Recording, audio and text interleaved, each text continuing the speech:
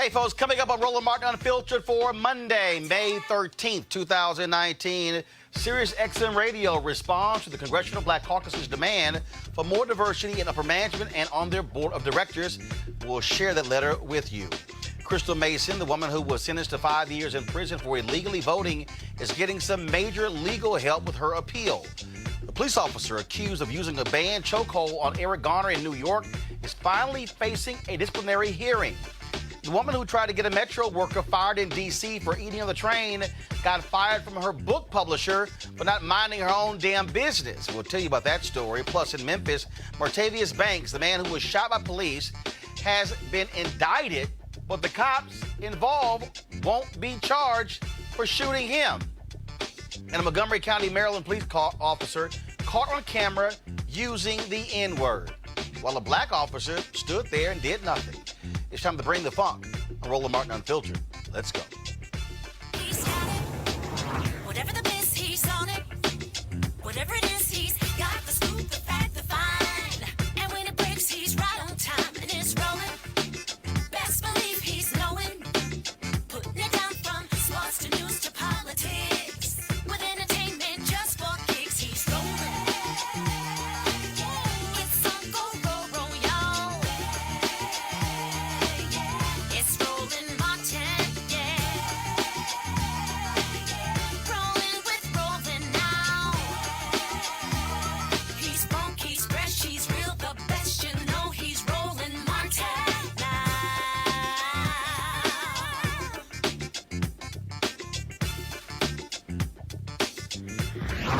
Martin. Last month, the Congressional Black Caucus sent a letter to Sirius XM Radio blasting them for the lack of African Americans on the board of directors and in upper management. The letter was signed by members of Congress Karen Bass, as well as Barbara Lee and G.K. Butterfield. Sirius XM Radio responded saying that diversity and inclusion is a priority for the network. Now, in their letter, which they laid out, they talked about a number of issues. First of all, it was a fairly lengthy letter. Now, they said that it was a priority, but okay, what else? And so I found the letter to be quite interesting. The letter was signed first and foremost by the CEO of Sirius XM Radio, James E. Meyer. Now, he writes here, diversity has been a cornerstone of our success. We benefit every day from diverse perspectives. Over our 20-year history, we've created thousands of jobs for people of every race, color, nationality, and sexual orientation, and have invested hundreds of millions of dollars in communities and neighborhoods of color, including Oakland, California, Pandora's headquarters, Washington, D.C., XM's headquarters in Atlanta, Georgia, our newest Pandora flagship office. Now, again, in this particular letter, they also talked that they have adopted the Rooney Rule. And of course, this is what the letter says. As you know, the Rooney Rule requires teams to interview minority candidates for head coaching and senior football operations openings. This policy is plainly and prominently stated in our public filings with the Securities and Exchange Commission. They also say that they have been actively trying to find diverse board members and that their board's nominating and corporate governance committee has a search underway for a new board member, and quote, we intend to make sure that there are as many diverse candidates under consideration as possible. Now, in the letter, they talk about, again, creating Urban View, the talk channel, the nation's only 24/7 national radio outlet devoted to issues concerning African Americans.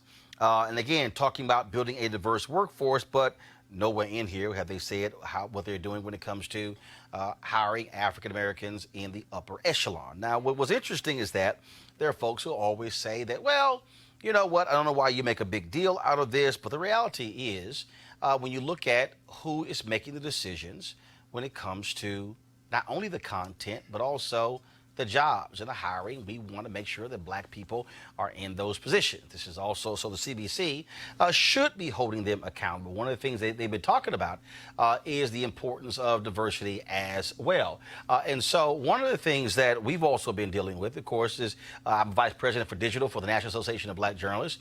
We also have been holding folks accountable, whether it's CNN, whether it's ABC, whether it's NBC, meeting with all of these companies, demanding to know when it comes to their hiring. And so I want to talk about this right now with my panel. Right now is Cleo Monago, socio-political analyst and activist, Robert Patillo, civil rights attorney. He joins me via Skype. Robert, I'll start with you.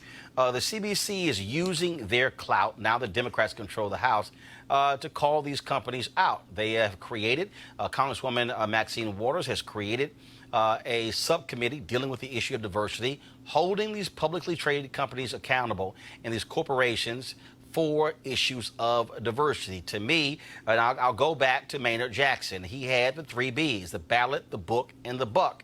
Understanding how you use political power to impact economic power. That's exactly what the CBC is doing.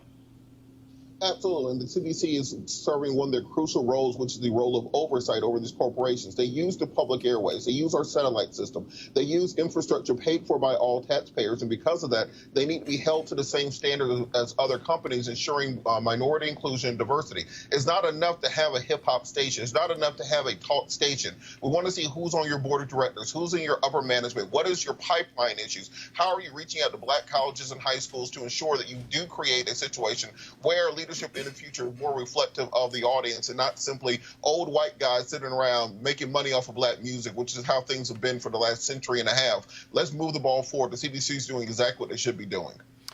Cleo, this is about, again, how you use power and to effect change. And so the CBC should be doing this. Yeah, I'm excited about this. As I said when we talked about this before, this is revolutionary. It might not be apparent to a lot of people that it's revolutionary because we haven't had this conversation before, and people have been accepting the lack of diversity in the background, or they assume because Don Lemon or whoever is on TV that everything is taken care of in the background, that there's black folks in charge. We really don't realize that they're just talent. So I'm really excited that the CBC is doing this, and I'm eager to find out what the CNN's going to do. I've been listening with bated ear to see if they're going to make any changes based on the... They've done nothing. Well, I figured they weren't going to do They've done nothing. But I think it's important to figure out or to realize why they're not going to do anything, at least from my perspective. The media is used to push an agenda. It's used to create thought, group thought, national thought, citizen thought, and it's used to make people think a certain way.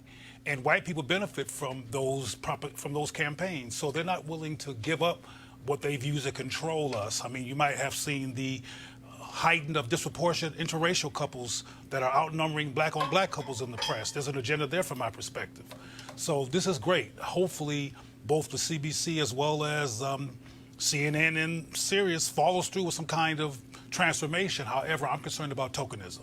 And Robert, I keep explaining to people, this is about quarters of power, not just at those companies, because other companies, when they're looking to hire people, they're looking at who's in the pipeline, who's in the chain. So if you are an executive vice president one place, you're being considered to be a president or a CEO somewhere else. Well, if you never get a chance to do that, you'll never be able to go up the chain of command.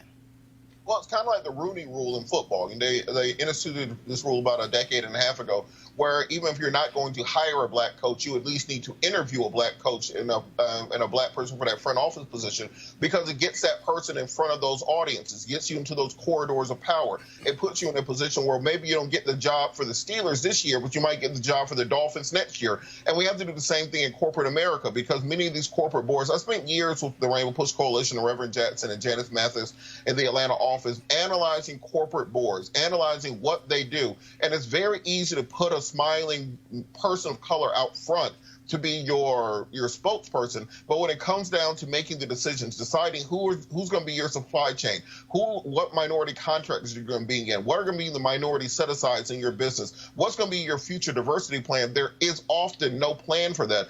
And we see that this is not simply a giveaway to the minority community. This is beneficial for the corporations also. A couple weeks ago, Ancestry.com released a commercial where they had a slave owner running away with a slave, and no black person was in the room to tell them that was a stupid idea. So you need to have people there who can check you on the fly to make sure you don't get into these corporate faux pas. But you both have referenced power, and that's what I'm saying here.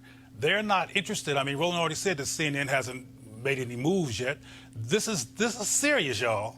We're talking about power over people's thoughts in this country, and the way they have been controlling the media has been very advantageous to white people and white folks in power. So they're not going to just simply move on with trying to change things based on these demands. Let's be real clear about this. And power is an essential word, and I don't think they want to give it up, including at Sirius. I mean, they just said all this stuff about all these representation they have, but like Roland keeps saying, when it comes to the power moves, there's nobody black home. Well, no, the companies don't. I mean, the bottom line is they don't want to give up power. But this is where Frederick Douglass said, "Power concedes nothing without a demand, never have, never will." And so our job is to make those demands. And so what the CBC doing to me is critically important. What we're doing at NABJ is critically important. But also, here's what's very interesting about it. When you talk about how media operates, Robert, I'll go to you. I tweeted this out this weekend, and I've already done a search. Not a single media writer outside of black outlets has written about this issue. Of course. I'm talking about Politico, nothing. Of course. NBC media writers, nothing. Huffington Post, nothing. Wall Street Journal, nothing. And so you have all these people out here who are covering media, and none of them have written about the CBC. I've posted the full CBC letter. Nothing.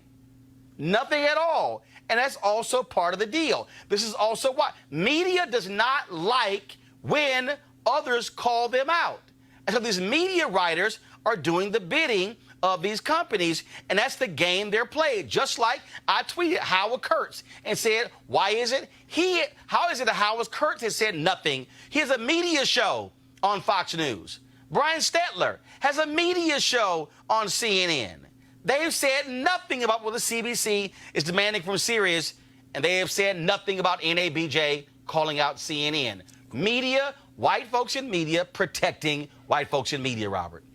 Well, one thing we have to understand about the democratization of information and media is that we don't have to stand by the legacy media and wait for them to report on things. We're no longer waiting on Walter Cronkite or Dan Rather. We can put our information out through your show, through our own outlets. This is why it's crucially important for us to control our own narrative, to control our own ability to get messaging out there. And on this idea of when will CNN do something, CNN's ratings are already below Swamp People on the History Channel in prime time. So if they haven't figured out yet they need to make changes, they need to listen to minority voices, then maybe that is what will finally get through their heads when they start hemorrhaging viewership as they currently are.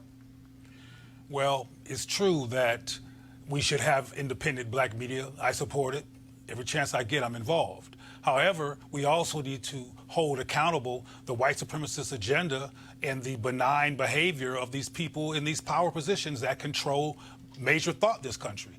They control why we get killed by the cops. They control why we're criminalized. They control divisions between black men and women. They control how we see communities that are black and how we dismiss our own value as a people. They have huge impact and need to be held accountable, and we need to hold them accountable until they do something, as opposed to what they hope we do, which is go quiet, go away, not say nothing, and then we finally change the topic until there's a new sensation in the press, which is what keeps on happening, by the way. Well, one thing I won't be going quiet, and again, by being able to control the platform, then they can't tell you what to say and what not to say.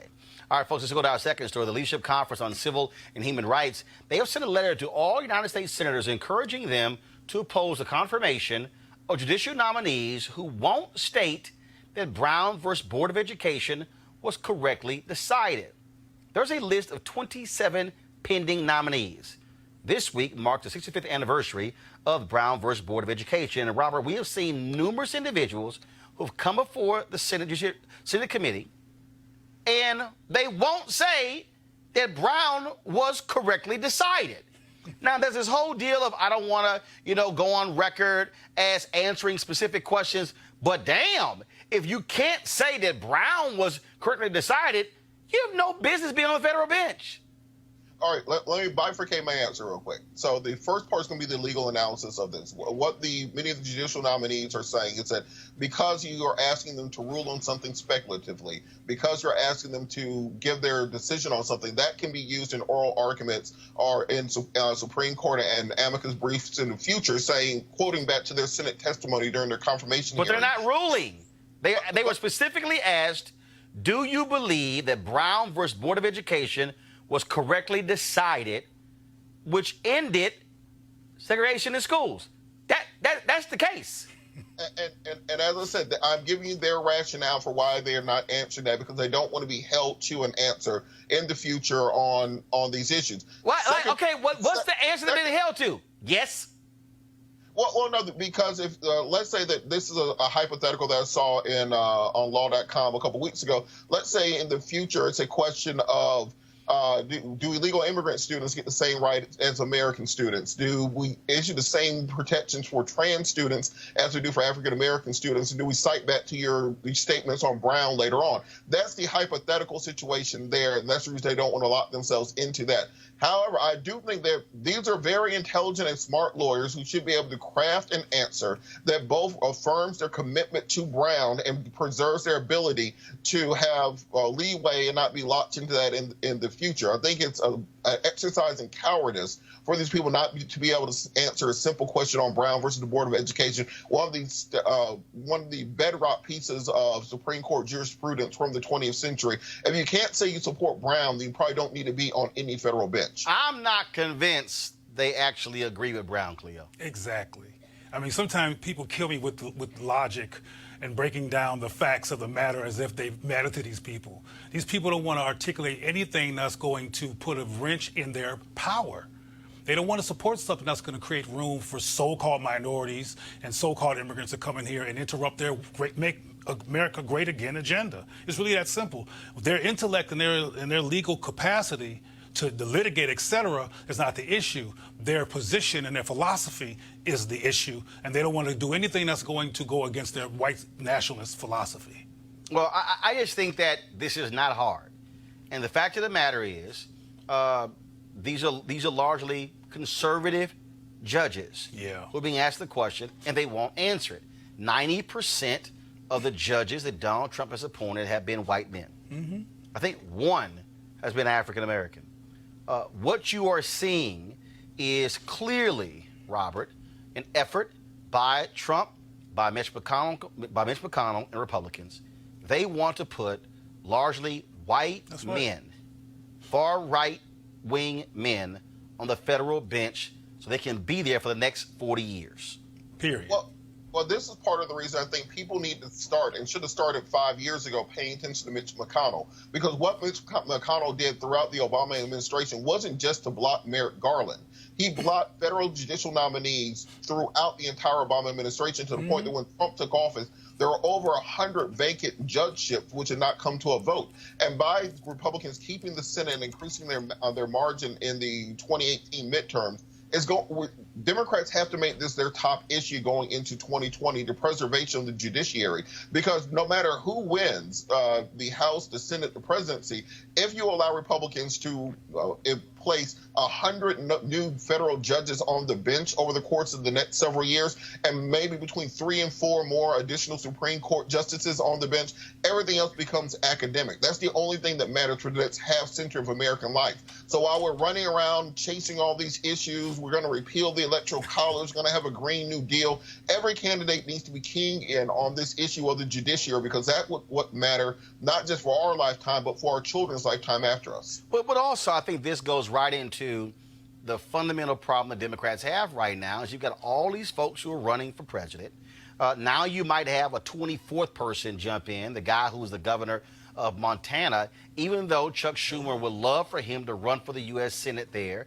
Beto O'Rourke is lagging in the polls big time. They would have loved for him to run against John Cornyn next year for the United States Senate. Stacey Abrams announced that she was not running for U.S. Senate. People really wanted her to seek the U.S. Senate position in Georgia as well. You've got candidates there in Colorado and others. Democrats actually could have a good chance at retaking the Senate by having strong candidates, but hell, they all want to be president. Well, on that point, exactly. I've been making this point for weeks. Let's understand that since 1900, only 4 elected presidents haven't been reelected. Only 4. And 2 of those were because of third-party challengers. That was Taft and H.W. Bush. 2 of those were because of a failing economy, Hoover and Carter. But so the The real meat is going to happen in the Senate. Democrats really could retake the Senate, but instead of having 30 people running for president, let's get people challenging every single one of these Senate seats. Let's get people fighting and fundraising and organizing statewide. A state like Georgia, where I'm from, where Stacey Abrams isn't running for president, are running for United States Senator, we have about 500,000 unregistered African Americans in the state. Take the time between 2018 and 2020 to get as many black folks registered, as many young people registered as possible, and then get your candidates out there and run on a platform that can win. It seems like they don't want to win. It seems like they don't want to actually be able to govern, because regardless of who the Democratic nominee is, regardless if they're elected, if Mitch McConnell has a 60-vote majority in the Senate, you're not getting anything done, including Supreme Court, including judiciary, including regulations. You'll be a one-term, neutered, lame dunk president from the minute you're elected. That's where the real meat and potatoes happens at. Well, Joe Avis Jones, we leadership strategist. Avis, I want to ask you this question. Over the weekend, I saw a story where several CBC members were quoted as saying they would love a Biden-Kamala Harris ticket. I tweeted this before we came on the air, that to me, it is an abomination for any member of Congress to be commenting on a presidential ticket when, first off, Joe Biden there's not been one debate. Not one vote has been cast. Joe Biden has not earned the nomination. Senator Kamala Harris has not lost the nomination. And so why in the hell is it this whole discussion now about, well, she would make a great presidential candidate, when the fact of the matter is, yes, Joe Biden is leading in early polls. This is May. A whole hell of a whole lot could happen over the next 6-7 months where this whole thing could be flipped. Yeah, absolutely. I mean, it's the poverty of low expectations. I mean, and I say that because, as you mentioned, Kamala's not running for vice president. That's right. She's running for president. And it's really a little condescending, I would argue, to sit here, because people were doing the same thing with Stacey, too. Why isn't it, well, hey, wouldn't it be great to have a Biden-Abrams ticket? And she came out and said, hey, I'm not running for second place. You know, so it really is condescending. It's not strategic. But let's also think historically speaking, right? So when President Obama was first running as senator, the CBC wasn't behind him. He had to prove it, and that's fine. Every candidate has to prove it, right? He proved it by winning the first primary. Well, no, he had some CBC members who were backing him, but not the vast majority. And here's the deal, though, because CBC members had long-time relationships with Hillary Clinton. Absolutely. Hell, And the reality is, the majority of the black voters weren't even polling in his favor. So, you know, we're very early in this process right now. We have plenty of time. And I have to agree with the previous sort of argument that I think this is just absolutely ridiculous that the Democrats are not being strategic and thinking, why is everybody and their mama running for president? No, actually they are. No, seriously. Senator Chuck Schumer, Tom Perez are. The problem is you got all these arrogant white guys who all think they can be president, Cleo. And look, we're already seeing Beto O'Rourke is talking about restarting his campaign. Dude, you on the cover of Vanity Fair. You got all this coverage, and you're hovering around 2%. How about this is the reality? Sorry, you ain't it. This guy from Montana, he's trying to hop in. I'm like, really? Where the hell are you coming from? And then we get this whole idea of, which I still believe it is insulting, electability. Because this whole notion that, well, look what happened to Hillary, a woman can't beat Trump. Trump only won by 77,000 votes. He lost the popular vote. A woman did beat Trump. Right, but that Trump is in office, given the kind of person Trump is, which is kind of a child in chief, he has lowered the maturity level of the culture of the presidency. So people are like on the high school or junior high school field with their marbles. Everybody wants to play marbles. Everybody wants to get in there. And it's become, from my perspective, almost an adolescent joust as opposed to a serious strategy to win the White House in powerful ways. Because you mentioned earlier, both of you and Robert both mentioned about how the Democrats are not stepping up. Well, somebody needs to ask them, why are you not stepping up? You know, what's going on? Ask whoever. They all actually, I'm telling you, all these white guys actually think they could be president. Well, why shouldn't they? Senator Chuck Schumer has been, he leaned on O'Rourke. Don't run for president, run against Cornyn. He did. He leaned on this guy in Montana. he's leaned on the guy in Colorado. I mean, he's like, and They they're want sitting white there. men to run. They want white men to run. Right, and which brings me right. I want to bring this up. So Politico has this story up right now. It's called "The Epitome of Privilege: Booker Supporters Seethe Over Buttigieg Mania." The two presidential contenders boast some of the same credentials. So why is Mayor Pete getting all the attention? Now, first of all, Robert, let's just be real clear, okay? Media loves new. Okay, here you got a mayor of a small city who's gay, who's married, and he speaks I don't know how many languages. Media loves what's new. So this is no shock. But here's the flip side, and I ain't got no problem saying it. Senator Cory Booker has not elevated his game. That's true. Well, on that point, I agree with you completely. And this whining to the refs thing. And I'm sorry about your Houston Rockets, but what they did the first game was whine to the refs. Robert, who's your team? Man, we rebuilding. Robert, who's your team? Building. Here we go. Robert, who is your team? Atlanta Hawks. Did y'all make the playoffs? No, we ain't made no Shut the playoffs. hell up then. But we digress. Yeah, you're right. I advise you don't bring up the Rockets if your punk ass team did not make the playoffs. Now move along. The point is, go ahead. It's your fault, The point Robert. is, when you have Cory Booker whining to the refs, talking about privilege, and why ain't you paying more attention to me?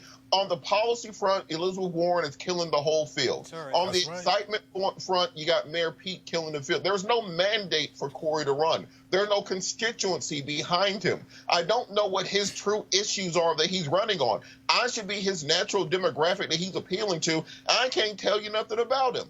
But the fact is, there's still 8 white guys who are polling lower than him. So instead of crying and whining about white privilege and why do they like Buttigieg, figure out what you can do to set yourself apart from the rest of the field and quit trying to work the refs. That's what you think he's doing. Well, here's the deal.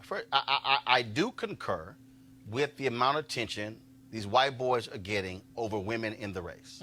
If you look at, absolutely. Elizabeth Warren is dropping policies like Tupac was dropping mixtapes. I mean, it's just constant. And so, yeah, Harris is trying to vie for it as well.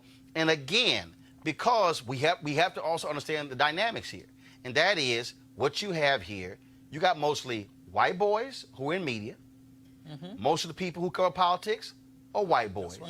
Okay, that's what's going on here. So we can't just deny the reality of what's happening here. But I think we have to be real about what we're facing here in terms of media. And yeah, Buttigieg is getting all this attention. I don't understand why. And sure, he's out there raising money. But again, getting lots of attention is one thing.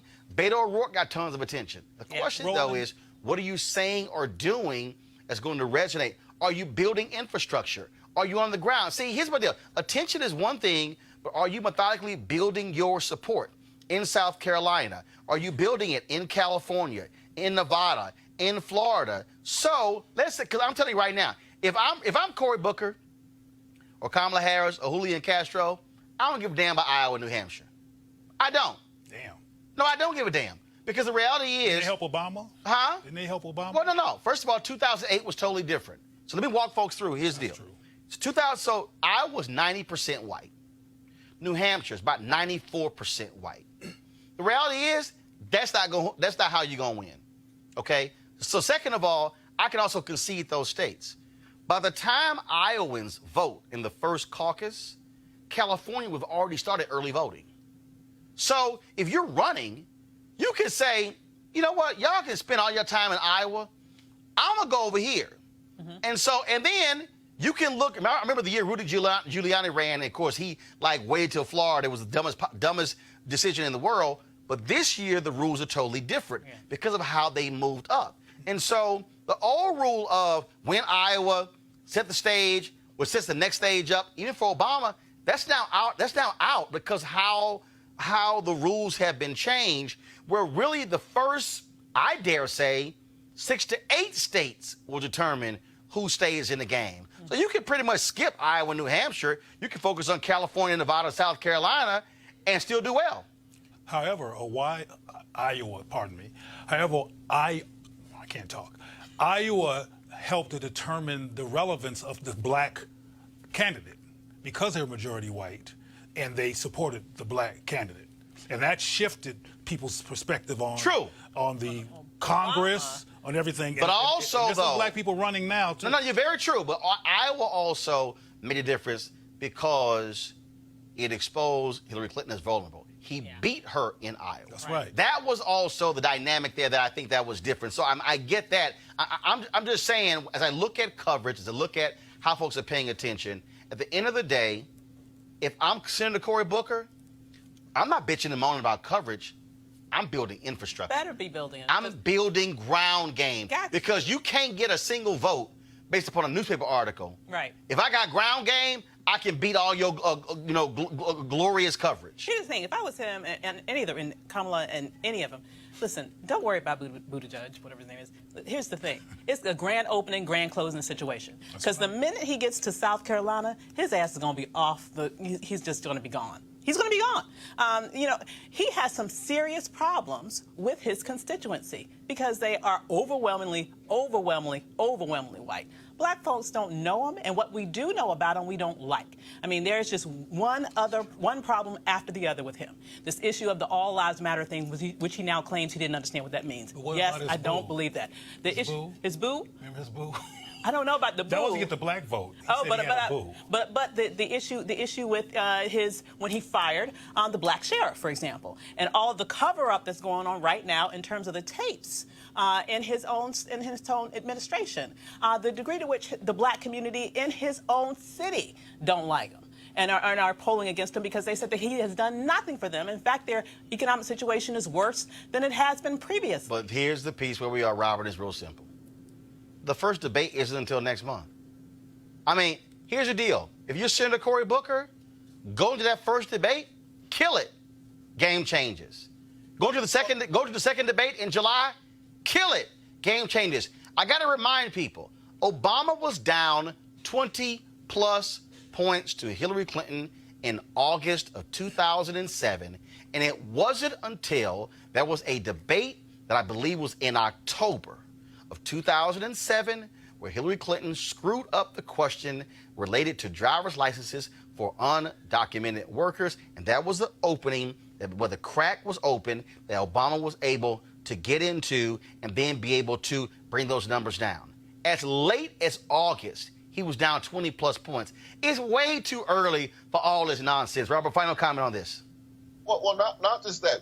Booker's competition isn't Buttigieg. Booker's competition is Kamala Harris because one of them has to win South Carolina to have a compelling case going into Super Tuesday. And thus far, Kamala has smoked Cory in every turn. At that bar hearing, Cory Booker looked like he was holding Kamala's purse next to her. He needs to make sure that he can stand up and make a compelling case for himself. Otherwise, he's running to be Kamala Harris's attorney general, not to be the next president.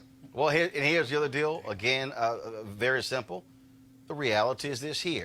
And I keep trying to explain to people this here. I'm tired of all these fools out here who act as if black people don't know what the hell they're doing.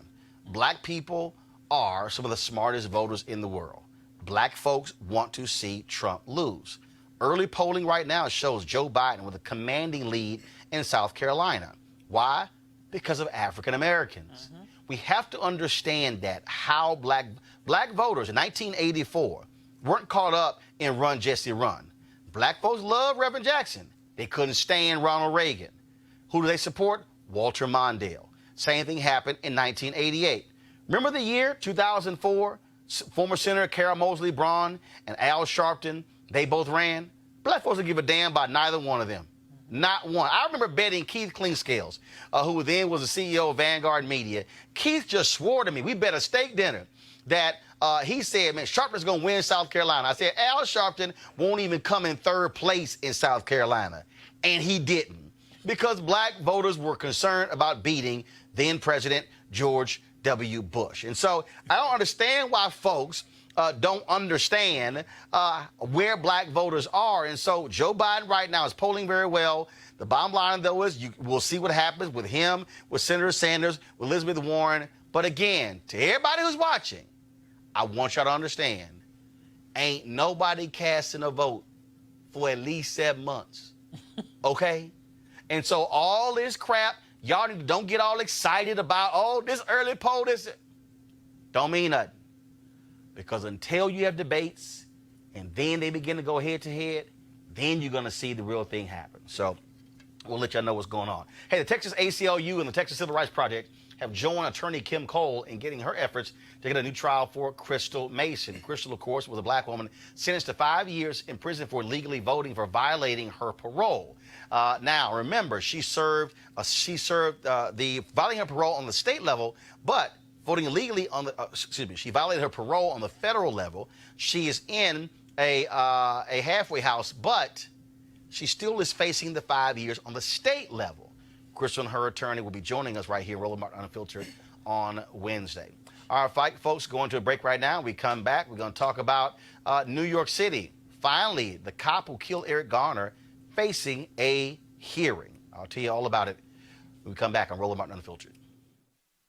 You want to check out Roland Martin Unfiltered? YouTube.com/Roland S. Martin. And subscribe to our YouTube channel. There's only one daily digital show out here that keeps it black and keep it real. It's Roland Martin Unfiltered. See that name right there? Roland Martin Unfiltered. Like, share, and subscribe to our YouTube channel. That's YouTube.com/Roland S. Martin. And don't forget to turn on your notifications so when we go live, you'll know it. You want to support Roland Martin Unfiltered? Be sure to join our Bring the Funk fan club. Every dollar that you give to us supports our daily digital show. There's only one daily digital show out here that keeps it black and keep it real. It's Roland Martin Unfiltered. Support the Roland Martin Unfiltered daily digital show by going to RolandMartinUnfiltered.com. Our goal is to get 20,000 of our fans contributing $50 each for the whole year. You can make this possible. RolandMartinUnfiltered.com. All right, folks, inviting you to come out swinging and join me for a day of golf at the University for Parents Golf Tournament on Saturday, June 22nd in Southwest Atlanta's Wolf Creek Golf Course. It's a golf tournament with a purpose, a fundraiser for the University for Parents, a program designed to empower parent learners through education, inspiration, and support. This is all tied to Susan Taylor's mentoring program, National Cares Mentoring Program. Now, when you empower the parents, you also empower the children as well. The location of the tournament is 3000 Union Road, and the shotgun start time is 9 a.m. To register, go to www.u4parents.org. The letter U4parents.org. Hey, guys, tomorrow, do me a favor when you do this here, put the website at the bottom of the screen here. It's a little small on that flyer. For more information, call 770-316-3487, 770-316-3487. And I certainly hope to see you there. Folks, Officer Daniel Pantaleo, who was accused of using a banned chokehold in the 2014 death of Eric Garner, will finally face a police department hearing. Now, he's the plainclothes officer in the green shirt in this video. Roll it, please. Hold on. Don't touch him, please. Girl came over, gave us a bag of baby shit.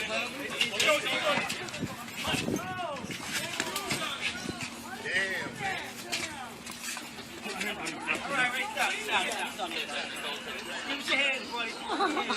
Give us your hand, buddy.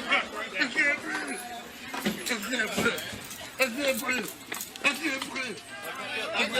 Now, Pantaleo and the police department have claimed that it wasn't a chokehold. We all have eyes. We saw it was a chokehold. Also, the medical examiner ruled it was a homicide. They tried to say, oh, no, it was his heart disease that contributed to his own death. Well, if he wasn't being choked, then he could have been able to breathe. Also, there was a protest this morning demanding that Pantaleo be fired. He has been on desk duty since Garner's death, but still getting paid for the last 5 years. And so we'll let you know how that's going. All right, folks, over the weekend, this thing blew up social media. Natasha Tynes is an author, was just about to get a major publishing deal, but she just couldn't mind her own damn business. She tweeted a picture of a black Metro worker eating on the train, saying, quote, when you're on your morning commute and seeing a Metro employee in uniform eating on the train, I thought we were not allowed to eat on the train. This is unacceptable. Hope Metro responds. When I asked the employee about this, her response was, worry about yourself. Okay. The publishing house distributing her novel dropped her, and her publisher delayed the planned release of the book. The Metro worker did not face any action whatsoever because they also only have 20 minutes time to eat between going from one place to another. We'll go to you, Avis. First of all, the company that was going to distribute her book made it perfectly clear, black women read books. Hello. And they Yeah. are, so the distributor said, we're not distributing her book. They're now putting pressure on the publisher, also in her book deal. Times has now made her Twitter account private because she was getting lit up, and deservedly so. Absolutely. I mean, Black Twitter was on her like white on rice, no pun intended. It was absolutely poetic justice to see that. And I think really one of the things that people pounced on her about, not only because, quite frankly, this was none of her business and this woman was working, and you don't know her situation. She only had a few minutes to eat. You don't know how long she had been working, how much longer she had to work before she could get some food. People were upset because if you went to her Twitter account, she was publicizing the fact that here she is, a woman of color, and you should support women of color authors. And here she is trying to get another woman of color, a black woman specifically, fired. That's the whole point of that tweet. Let's just be very real about that. So the hypocrisy of that, I think, is something that people pounced on, and I'm glad that her publishers and her distributor reacted in the way that they did. Robert, it was pretty funny, again, seeing the reaction. I mean, it was swift. It was fierce. She deleted the tweet, said she apologized. Oh, but it was a little too late. Well, one thing that people need to understand, we're a couple of decades into the social media world. We should all understand now how these things work. You're not the first white woman or the first woman to try to bust out black folks with no apparent reason. Mind your business. She wasn't tearing up the train. Plenty of things happen on the metro that is worth a tweet. Someone eating their lunch is not it. I'm glad she learned her lesson. Hopefully it's going to have long-term permanent ramifications. But I think the publisher and the distributor did the right thing. I think the best thing she can do is find that worker and take her out to lunch and apologize for what she did. And in fact, I would advise that, Cleo, because she needs some serious reputation fixing going on right here. And again, here she was dogging this worker about to affect her money. Now, Natasha's book deals about to affect her paper. Well, clearly she didn't know all this was going to happen. All she knew was that a black woman was eating, and how dare she eat. And my focus here is on how people project and look at black women or working class people and judge them and try to punish them for being who they are. And that's what she tried to do. So I'm glad that she got what she deserved, and we'll see who does publish her book. But sister, keep on eating. Eating is important. It is. All right, folks, let's talk about this next one. The Montgomery County Maryland Police Department says it is investigating a white female officer after she was recorded on Instagram Live and on her own body camera using the N-word while talking to a group of black men. Y'all, check out this crazy-ass white woman. Got a whole bunch of paperwork. Hey, you want to get out of here fast, right? So if you have more people, y'all niggas been trying to something. You want to get out fast. Racist ass bitch. No, that's one. I bet she ain't had that badge on. She wouldn't call us no niggas.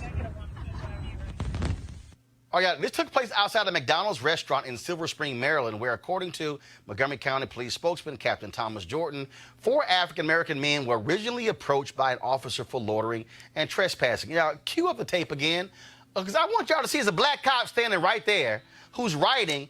He don't say a damn thing. Press play. Got a whole bunch of paperwork. Hey, you want to get out of here fast, right? So if you have more people, y'all niggas been trying to something. You want to get out fast. Racist ass bitch. No, that's one. I bet she ain't had that badge on. She wouldn't call us no niggas.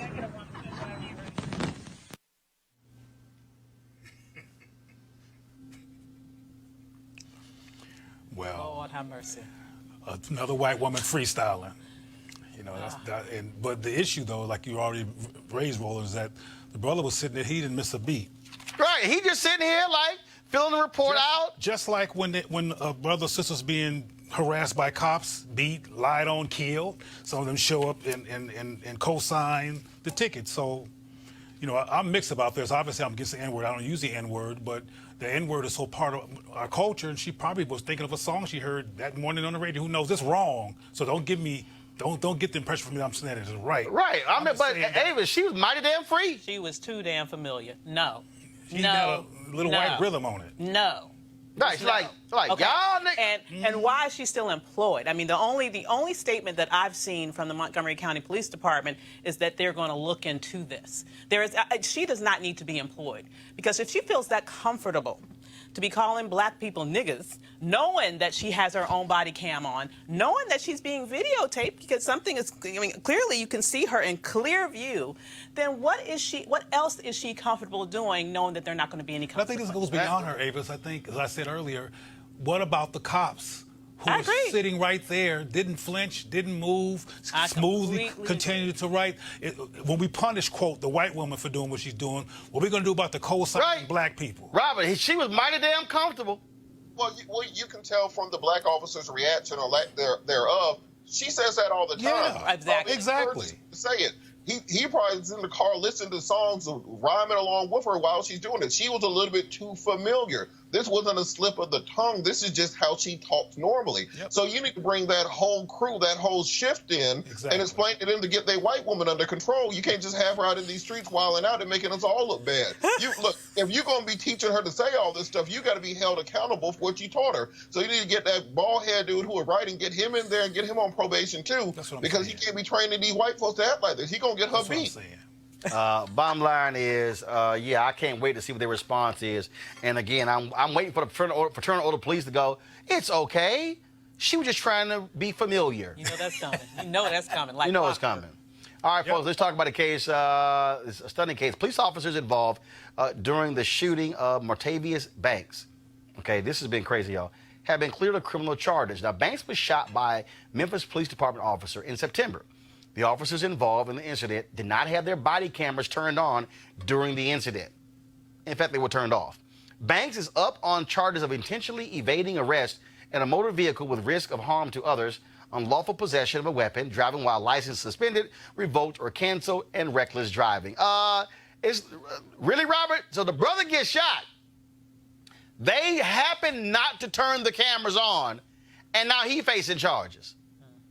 One thing that I can definitely say as we get into this 2020 race, I've not heard a single candidate say that they're going to make a federal standard for tamper-proof police body cameras that are saved to an independent tamper-proof server. That is what is required. We got money to go drop bombs on Iran and everybody else. We got money for the Green New Deal and every other thing. I need a candidate to say they're going to make that a federal law, and for any police department to get federal funding, they're going to be required to be equipped with tamper-proof body cameras, because this happens too often where the body camera either malfunctions, it falls off, it turns off, it was broken at the time, something along those lines. And luckily, this brother isn't dead, but we see that as the result far too often. We need to make this part of our agenda, not these broad verisimilitudes. We need to actually pin some people down on policy issues that will help us immediately. You're right. And we'll see if any of these candidates have the guts to actually do that. Henry, go to my iPad, please. I want to talk about this opinion piece here. This was dropped over the weekend. Alyssa Montano, she wrote this piece in the New York Times. It's called "Nike Told Me to Dream Crazy Until I Wanted a Baby."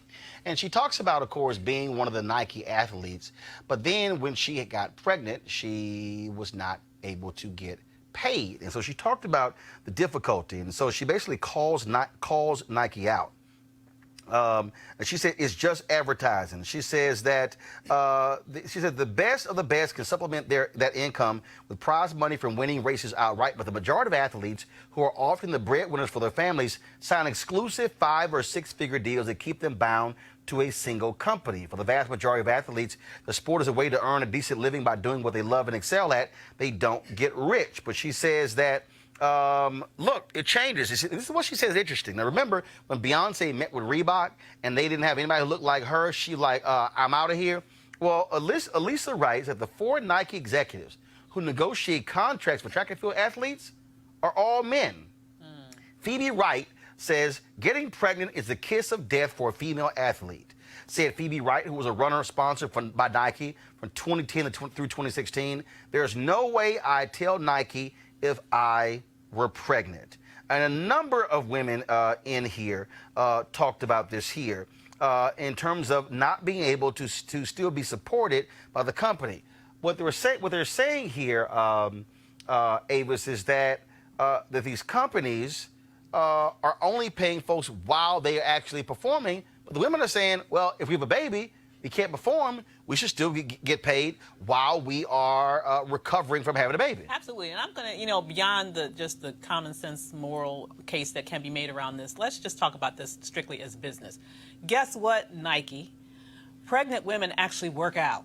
Okay, please. This could have been a boom for them if they would have contextualized it correctly. I mean, it's absolutely ridiculous that women keep on being punished in every way imaginable just for the very natural human act of having children, or, in other cases, choosing not to have children. Robert, Nike acknowledged in a statement that some of its... Go back to my iPad, please. Nike acknowledged in a statement that some of its sponsored athletes have had their sponsorship payments reduced because of pregnancies. But the company says it changed its approach in 2018 so the athletes are no longer penalized. Nike declined to say if it wrote those changes into its contracts. Robert? Well, this is why it's so crucial, as we were discussing earlier about Sirius, about representation in the highest levels of any corporation. Who's on that board of directors? Who is part of that committee which decides on athlete pay? Or do you have women of color there? Do you have a diversity that actually looks like America? And do you have people who can speak to these issues from a first-hand perspective and not just a table full of old white guys deciding to take checks away from pregnant women? We got to make sure that we hold these committees accountable. The public face is wonderful. Everyone loves Jordans. Everybody loves getting a pair of LeBrons or wherever else. Let's make sure that the people behind that, the ones who are making billions, not millions, actually look like the individuals who are impacted, and that we have representation about in that decision-making process. Cleo, it says here that Montano, I remember in 2014 when she ran the United States Championship, she was 8 months pregnant when she was competing. And she was celebrated as the pregnant runner. Privately, she had to fight with her sponsor to keep her paycheck. Patriarchy is a bizarre evil. Why? This is almost a rhetorical question, but why would you punish women for carrying and giving life and being pregnant? It's just insane. It reminds me of so many other things that people in this country do that's just like paying teachers nothing who are in charge of the children's lives as they develop, and having a rationale for that, or not responding to it in a progressive way. This is strange. It's just bizarre that anyone would punish women for being pregnant. That's how you come here. We need people to be pregnant, and we need to affirm that. So I don't get it. And this was the full statement that Nike actually released. Let me pull this up, please, here. This is the statement. Go to my iPad, please. Nike is proud to sponsor thousands of female athletes, as is common practice in our industry. Our agreements do include performance-based payment reductions. Historically, a few female athletes have performance-based reductions applied. We recognize that there was inconsistency in our approach across different sports, and in 2018, we standardized our approach across all sports so that no female athlete is penalized financially for a pregnancy. 2018. Wow. They only had to wait until 2018 to make a change. But that they even have to be told to make a change. They had mothers. Patriarchy can be real. It's a hell of a drug. Yeah, and it's disorienting, apparently. Well, again, that's exactly how those things roll. Hey, folks, tomorrow on HBO, it's going to be the debut of a new documentary called What's My Name? Muhammad Ali focuses on him, of course, being the life of the great. It's directed by Antoine Fuqua, brother. Of course, he's directed numerous movies. Co-produced by LeBron James. Here is a clip of the documentary. Anybody who's doing the right thing, they catch a lot of hell. You cannot please God and the devil too. When I'm rejected here and rejected there, then I have a good feeling spiritually because I'm right. If I wasn't right, then they would accept me. Cassius Clay is a name no more. Yes, sir. It's Muhammad Ali. He's more capable of speaking for himself than any man in this country. This kid had that style, this quickness. I'm gonna hit you 6 times before you count 2. Go. What you? You wanna see it again? Boys in Vietnam are throwing away their lives. Mr. Muhammad Ali has just refused to be inducted into the armed forces.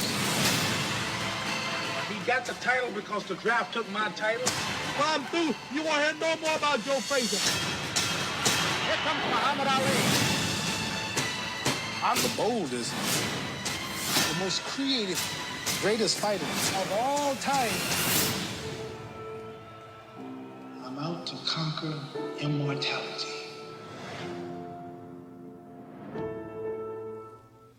What's My Name? Muhammad Ali debuts Tuesday, May 14th at 8 p.m. on HBO and streams throughout the entire month. Robert, I want to go to you.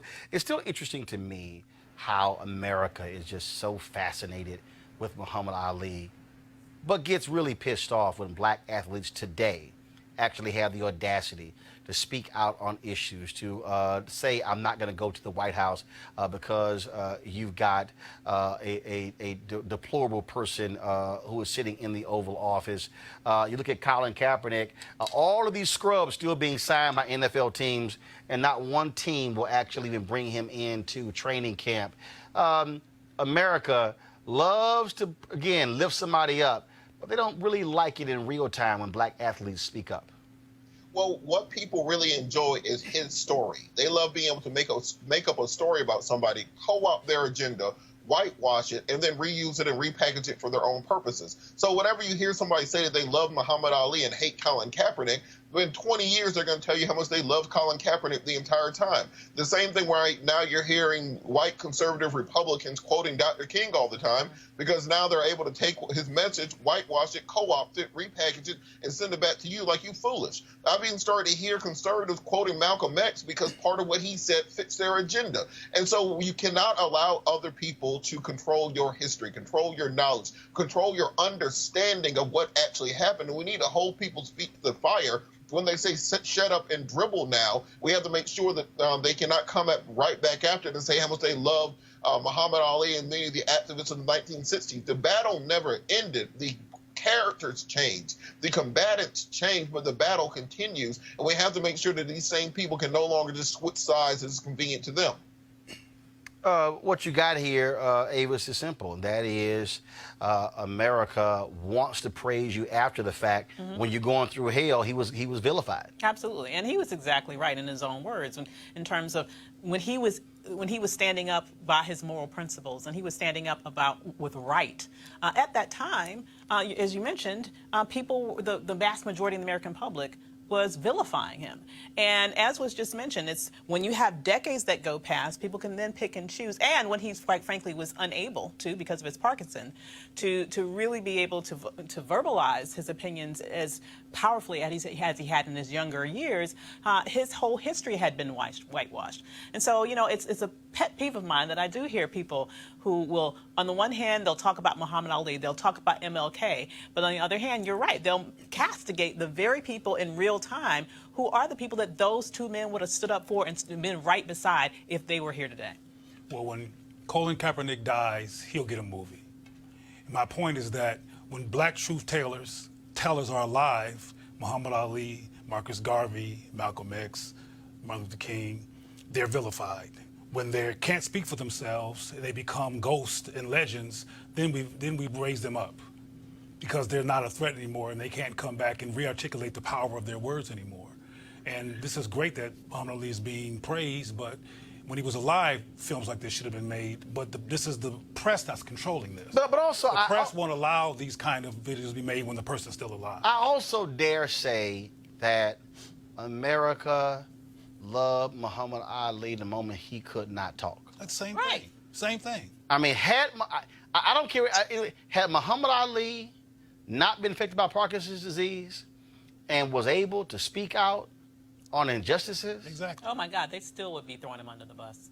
Like Kaepernick is being thrown now under the bus. Same thing. And that to me, Robert, I think is something that's important for us to always understand, that the reality is you say what needs to be said regardless of whether or not you're going to be loved, because righteousness is what should reign supreme. Yep. Well, there's an old African proverb that says a prophet is never honored in their own land. That's how our athletes, how our leaders often are. And during their own time, in their own country, they're not appreciated. They're demonized. Nobody loved W.B. Du Bois when he was alive. in the mainstream white America. Nobody had this level of love and respect for many of our leaders throughout the years. It's only once they can change their messaging for their own purposes. It's kind of like a bad preacher on Sunday, where he can pick and choose parts of the Bible to make his own story. He can go to Jonathan and say, when you, and then Ezekiel and say, give me, and then go to Luke and say, money, and then make the whole sermon about giving me money.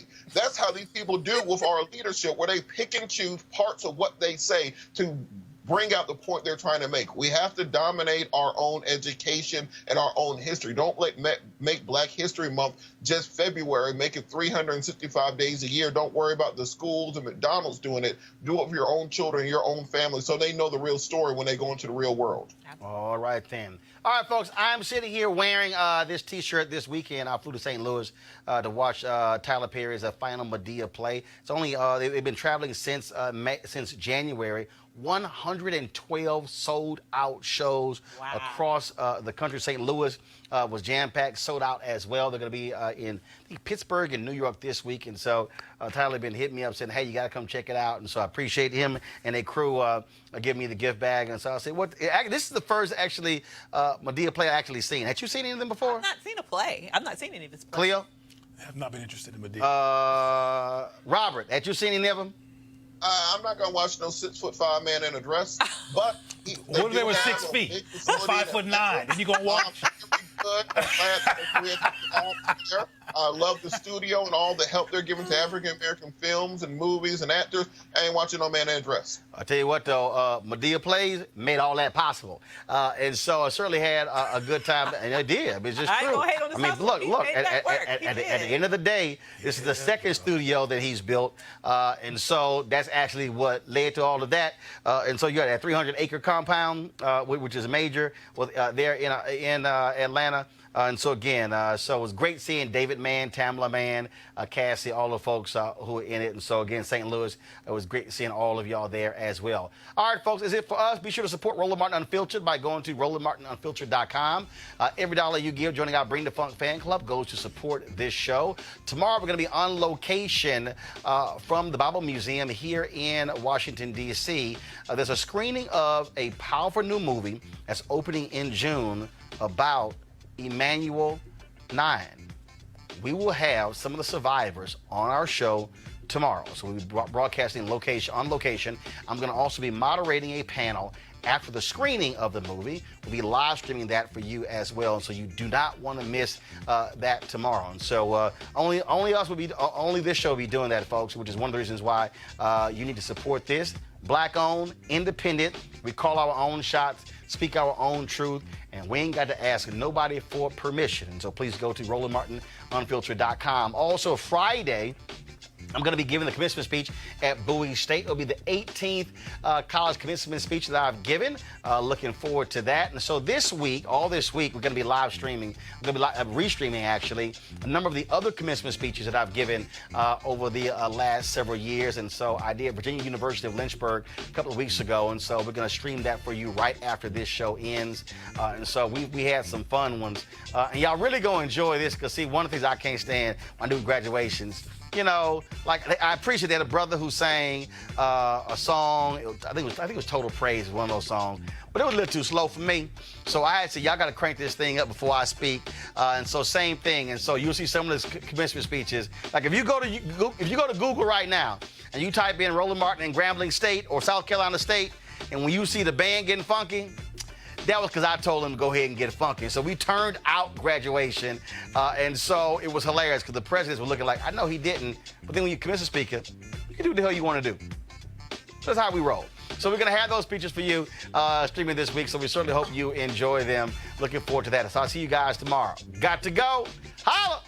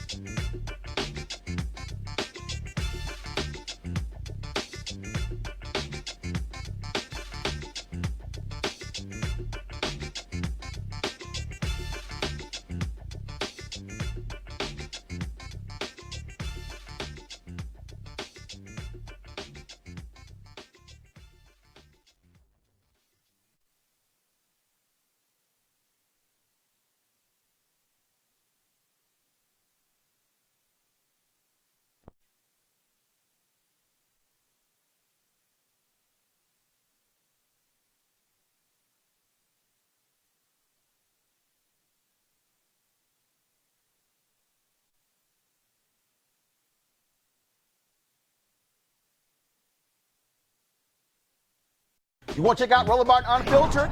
YouTube.com/Roland S. Martin. And subscribe to our YouTube channel. There's only one daily digital show out here that keeps it black and keep it real. It's Roland Martin Unfiltered. See that name right there? Roland Martin Unfiltered. Like, share, and subscribe to our YouTube channel. That's YouTube.com/Roland S. Martin. And don't forget to turn on your notifications so when we go live, you'll know it. You want to support Roland Martin Unfiltered?